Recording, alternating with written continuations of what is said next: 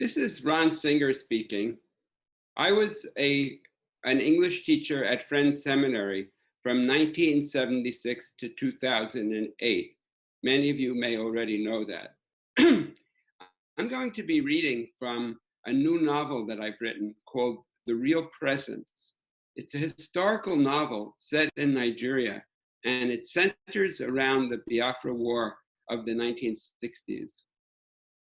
The title, The Real Presence, is taken from theology. It refers to the controversy over whether Jesus is physically present in the Eucharist, that is the wafer and wine ceremony, and it divided the Catholics and Protestants and was featured in the Reformation. This is the opening of The Real Presence. Chapter 1. Lydia Ejikeme Ogochukwu, Owom and Aba, Nigeria, 1930 to 1968. As you will see, I cannot write about my adult self without at least glancing backward to the child I once was. After completing my secondary, I was fortunate to find an employment with John Holt PLC, Aba branch. I thank God and my school training, as well as both parents, for this opportunity, which not many Nigerian girls could have received in 1948, my graduation year. First, Mom, who would bring me along with her to 5-day market in our village, Owom, from when I was a very small girl. In addition to basin full of eggs and veggies for sale carried on her head, Mom would carry her firstborn Picken, me, in a sling at her hip, not on the back, as with Yoruba babies. I was usually fast asleep as she bumped along the path from our house to the market and back again later, 1 mile plus each way, which was held in the center of Owom, right beside St. Miriam's Catholic Church, named for Sister of Moses. So it was Mom who introduced me to commerce. By the time I was 4 or 5 years old, she would allow me to wrap the goods for customers in a big cocoa yam leaf, which was our paper. By age 7, I was my mother's accountant, taking the money or cowries and returning change to customers. In those days, we were using both coins, pence and shilling, and cowrie shells called opopo for trading. For this skill, I must also thank my wonderful father, who, among others, teaching me to ride bicycle, reading books to me, and etc., taught me to count and later on to do complicated problems in maths. That one became my favorite subject at school, starting with infant school in our village and ending with girls' secondary Aba. At GSA, I was blessed to be taught by mostly kind women teachers, both sisters and others, for both my home econ subjects, such as sewing and cooking, and my academics, such as English and maths. For all of these skills, however, the real thanks are due to God, for it was He and His Son who made the people in my life so kind, helpful, and patient to me. And thanks to God and Son, and to all those people as well, after GSA, I soon became employed by John Holt PLC, Aba. This, my first position, proved to be a lasting blessing. I say so because for more than 20 years, 1948 to 68, I worked for only one single employer, rising from junior stock clerk to assistant manager. Before I give some details from this long, happy period, I must pause to tell you a bit about the company, John Holt PL Ltd, and then PLC. I learned many of the facts to follow from a pamphlet, Official Company History, that was distributed to every employee. The information was stated in both English and Igbo. I am mentioning all this in case what follows sounds like a talking pamphlet. But some of the facts, I confess, I have only learned recently, a half century later. These come from the wonderful internet, which I am not yet too old to enjoy. The founder, John Holt, 1841 to 1915, was a remarkable somebody. Whether you agree, as I do, that the Europeans had no business coming here to Africa in the first place, Mr. Holt was still a good man. Maybe the reason was that he himself rose from poverty to enjoy wealth. Once he became prosperous, he stood alone among his colleagues in the trading port of Liverpool, UK, in opposing horrible practices in Belgian Congo, such as an employee in the rubber industry could have his hand chopped off for refusing to report to work one single day, even if he was ill. Mr. Holt went on to start John Holt & Co., which was the opposite from this dirty business in Congo. When he was just opening his career as apprentice to African Steamship Company, John Holt wrote to his own father, a struggling farmer, a letter which he expressed his frank views on life. If I may quote his blunt statement, "Mankind is like a lot of hungry pigs fighting over a trough of milk. It is money I want, and money I must have if I go through fire and water for it. Not the gold, but the independence it brings and the cares it drives away. Ah, if only man or woman could have his or her cares driven away so easily. We Igbos know better than that." Anyway, in 1862, Mr. Holt shipped to Fernando Po, 157 kilometers to the south of Calabar, which is on this our own Nigerian coast. Mr. Holt's position was secretary to British consul, who also owned a trading post. When consul died, his widow sold the trading post to Holt, who used it as springing board and became a trader himself and a man of deepening pockets. He had by then also entered to politics and was a delegate to the Berlin Conference, 1885, that drew the map of West Africa, which has had such a horrid effect on so many African lives, my own included. More on that later. John Holt's trading carried him to coastal Nigeria, where he made most profits from exporting our products, especially palm oil, which Europeans turned into such items as soap, candles, and machine oil. To export these products, including also the tusks of elephant, now seen only in zoos, such as the one at Ibadan, founded in 1948, clever Mr. Holt even modified his own ships specifically to the needs of West African coastal trade. Was this man a true friend of the African? Not exactly. The odor of these blacks is most offensive when in a state of perspiration. But one time, when his laborer Solomon fell ill in one of the trading ships, Holt also wrote, "It being rather cold, and he having little or no clothes to cover himself, I gave him a coat." And to explain his opposition to Congo oppression, "They, the Africans, made me what I am. Their labor, their muscles, their enterprise have given me everything I possess. I am bound to protect them against outrage and injustice." This brave opposition called John Holt himself to be shunned by his colleagues and also caused him an unfortunate brain stroke. Mr. Holt's sinking health pushed him to retire to a farm back in England, which I think was not very far to the one where he had been born. There he died at age 74, RIP. There is still a popular song in Nigeria that testifies to lasting fame. It happened a long, long time ago, before John Holt. In one obituary notice, Mr. E.D. Morel, a major Congo reformer, called Mr. Holt this merchant whose vision was not bounded by the palm oil cask. Amen. I tell you all of this because of how much the company built by this man, John Holt PLC, has meant to my own life.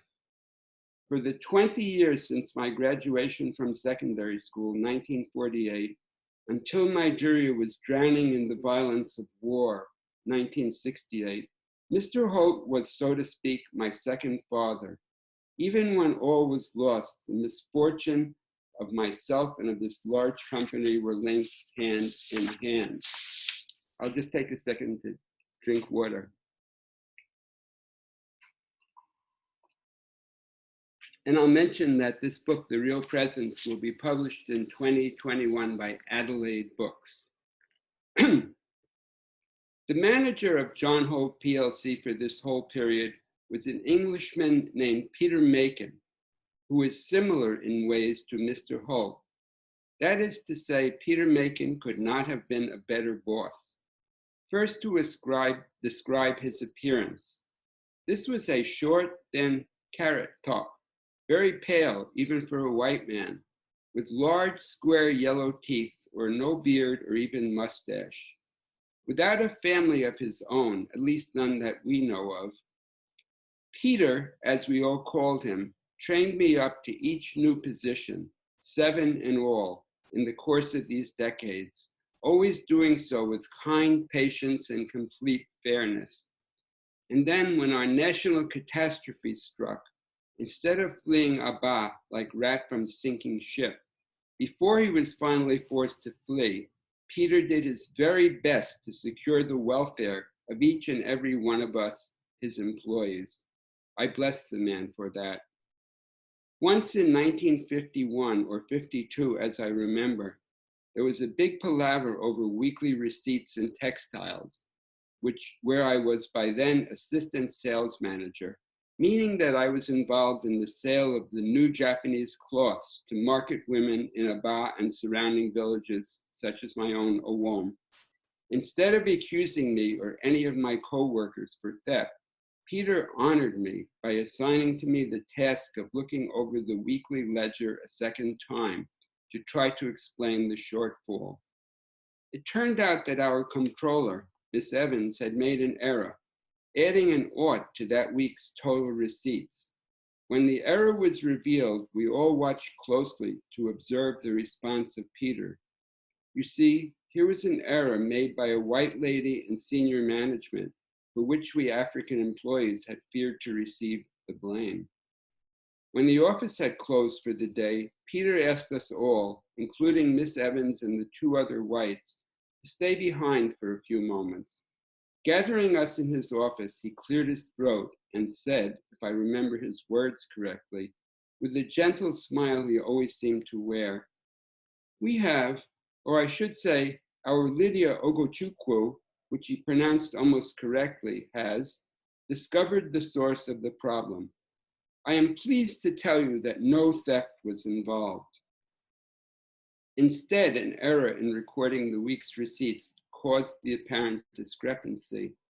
Although our controller, Miss Evans, was the one responsible for this error, I think you will all agree that as a rule, Miss Evans does an excellent job. That said, I think you will also agree that we should forgive her for this small mistake, which anyone could have made. That said, I'm very glad to say that the incident may be considered closed. Peter often used the phrase, that said. I used to wonder why.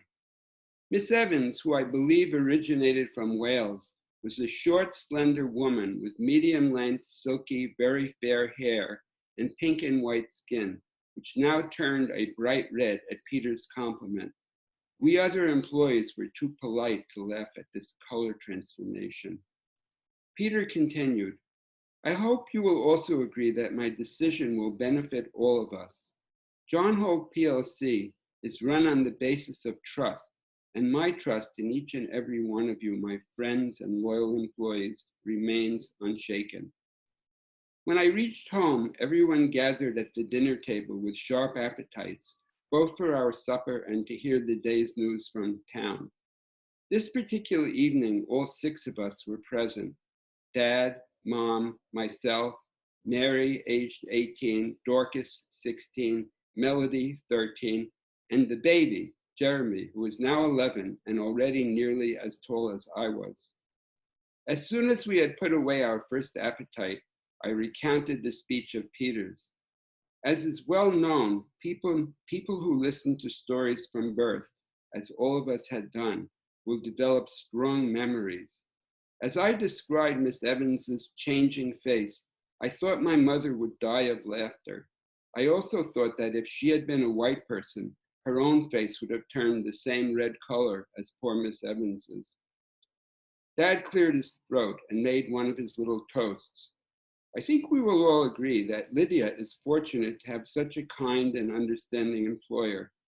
At this point, he raised his glass and added, "To Mr. P. Macon, would that every Englishman were as wise and kind as this one." Dad's toasts were often like that, with a little sting in the tail.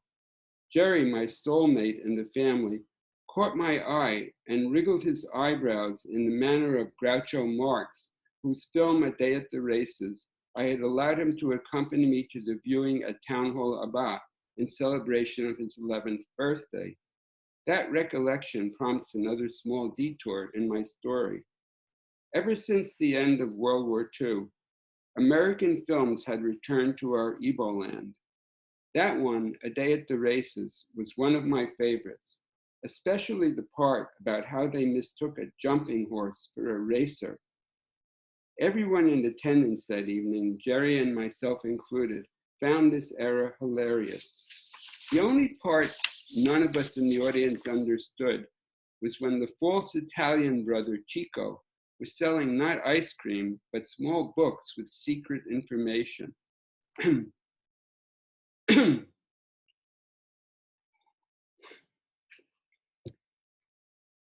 Nigerian independence, October 1, 1960, was the occasion for huge celebrations all across this, our new nation.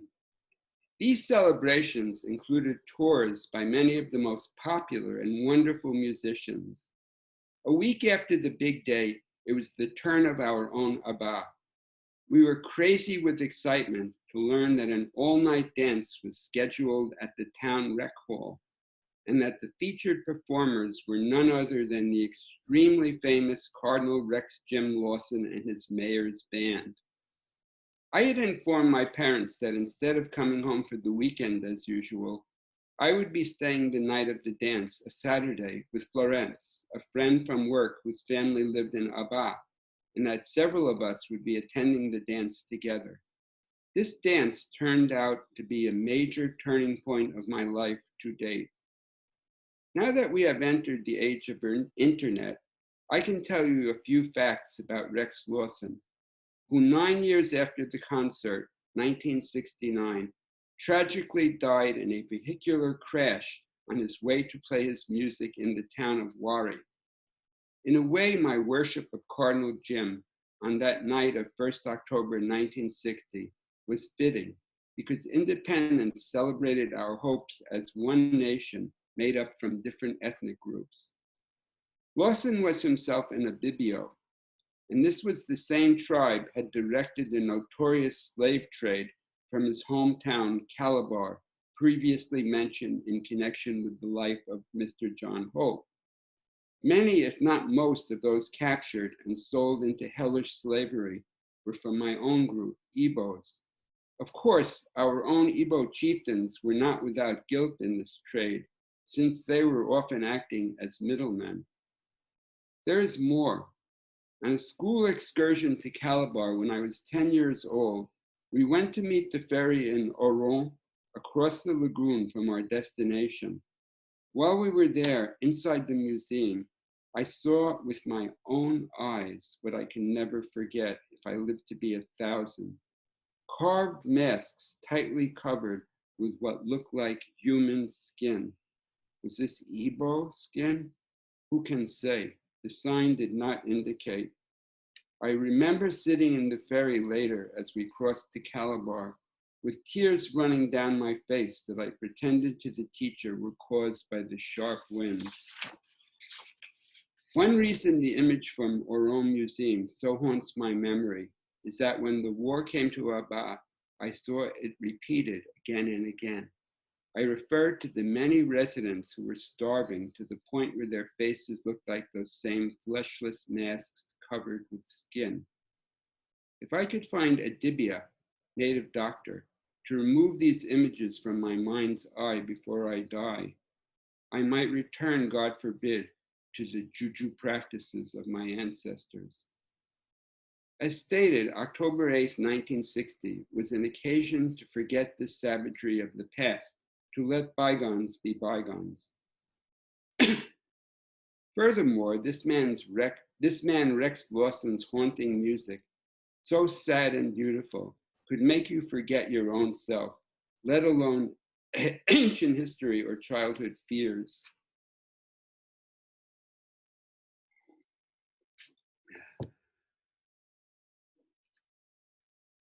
Unlike myself, Cardinal Rex Jim Lawson did not come from a happy family. Far from. Every single sibling of his had all died as infants or young children, and Rex's father did not stop to act as a father to his one surviving child. I read that Cardinal Jim actually sued his own father for neglect. I read as well that this bad man only resumed relations with his son after the latter became rich and famous. What a father. As to his mom, she died when Cardinal Jim was still a small boy. But back to the dance, and what a dance it was.